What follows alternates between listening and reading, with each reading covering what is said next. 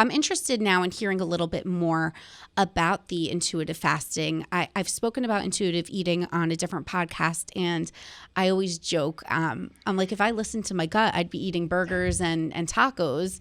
And I have this I have a hard time grasping intuitive eating, fasting, whatever it may be. And I actually got a DM from one of my followers saying the same thing. She was like, I'm glad that you said that if you just listen to your brain, it would be burgers, because I feel the same way. And I think a lot of people, we have this misconception about it. So I'd love to hear you kind of explain it. Because obviously you just wrote a book on intuitive fasting, so you're the best to answer this. Yeah, and it's really a functional medicine deep dive conversation on that same topic that exactly what you said is what I see with my patients. There was a book in the 90s called Intuitive Eating, and look, it's been used today by some people that have eating disorders, and they're kind of healing their relationship with food and kind of undoing the toxic shame that diet culture perpetuates, right? So I'm not talking about that. If you have an eating disorder, this is not what we're discussing today. But what I am discussing is the larger problem that people have with their relationship with food, and an unhealthy relationship with food. And the majority of the human race today, that almost everybody, close to 80% of the United States today, has a massive metabolic problem, a massive hormonal problem, a massive inflammatory problem, a massive blood sugar issue.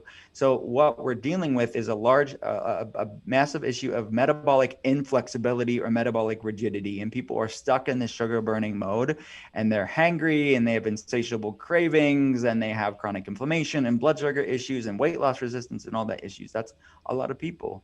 And those are the people that I speak with, and they say exactly what you say. They say, look, like I'm actually craving all the things that are actually making me feel worse at the end of the day. So it's nice to say I'm intuitive eating, and it's a nice hashtag on social media, but really when it comes down to the practical, like what the heck does that mean to somebody that's struggling with these chronic inflammatory problems?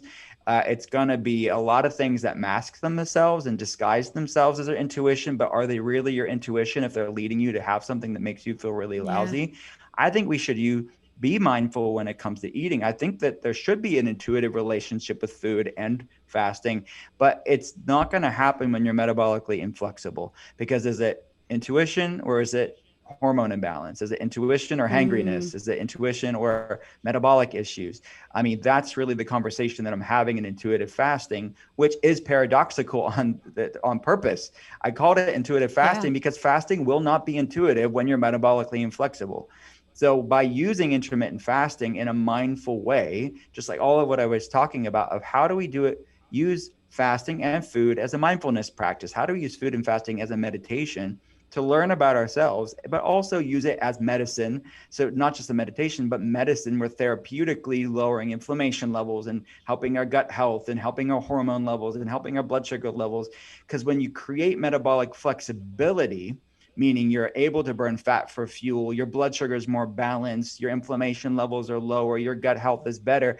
All of that stuff is physiological foundation for authentic, mindful eating, intuitive eating, and for intuitive fasting. Not because it's some arduous, restrictive, obsessive thing. It's because when someone's more metabolically flexible, they can go longer without eating because their blood sugar is more stable. So that's really the conversation that I'm having. I want people to get to the place of mindful eating and intuitive eating, but we have to actually build the hardware, so to speak, the physiological health stuff, to have proper signaling pathways and satiety signaling that's going on in the body. So I can know with a deep discernment and awareness about our body, this food makes me feel great. I can go longer without eating.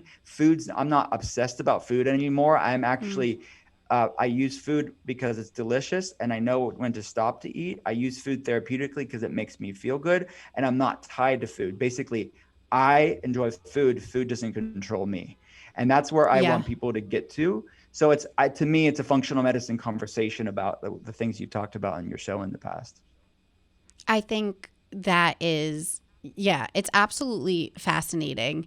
And I would love to learn. So when people, I think I heard you on the Skinny Confidential podcast say this, and correct me if I'm wrong, but you said when you're fasting, it doesn't mean that you're eating less, you're just pushing the time.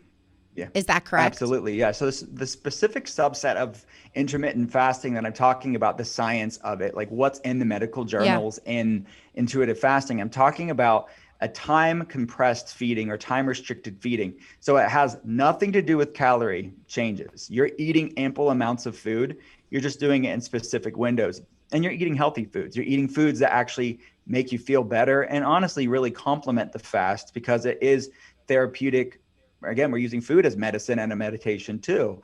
So it is definitely not caloric restriction. It is, and people conflate the two, but it's not the same thing. We're just eating in specific windows. So in the intuitive fasting, I put together a protocol that's, again, born out of my clinical experience of just how to use this thing sustainably, these tools sustainably, is these vacillating, ebbing and flowing windows of eating and fasting. So you're eating ample amounts of food, you're just doing it in specific windows, but it is sort of this proverbial yoga class for your metabolism. So if someone is metabolically inflexible, that's like somebody being inflexible in their body. Like my hamstrings are tight. Like I'm pretty inflexible. I go to a yoga class.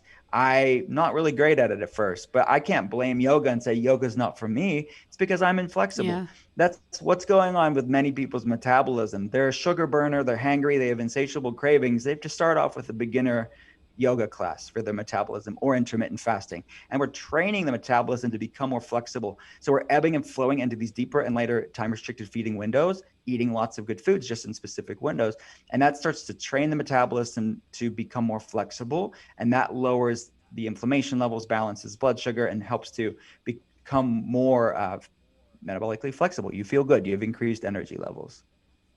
That's so interesting to me because I think I have a friend, I won't call her out, but over this whole quarantine period, everyone working from home, she was sleeping a lot later and therefore kind of intermittent, well, why can't I say the word right now? Right. It's a weird word. Fasting. Yeah, I'm like, whoa. Fasting. And she was skipping a meal.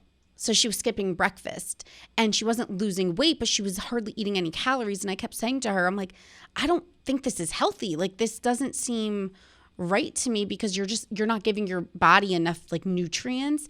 And I think that's a big thing that a lot of people my age, when they hear fasting, they think, ooh, I'm just going to eat my first meal at lunchtime and then I'll have dinner and then I'm good.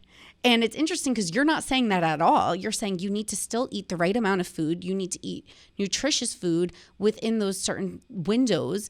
But I think that's a big misconception that people really get wrong. And that's why I wanted to ask you about that. Yeah, it's true. And look, there were studies that have been done that for research purposes, if we don't, because you have to know from a research standpoint, what's the benefits of fasting? Is it caloric restriction? Is it changing the foods that you eat? Or is it the actual windows of eating?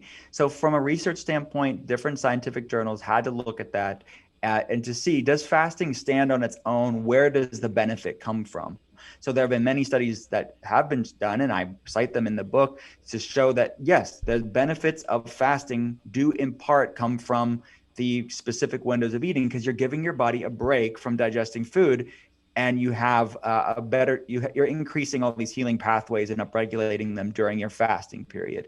But for the sake of real life, I just want to feel great and be healthy. I would never advocate somebody to fast their way out of a poor diet, nor would I advocate them to chronically lower their calories. That is not good. That's not healthy. So we're eating really amply, like good nutrient dense and calorically dense foods, just in a very strategic way, therapeutically.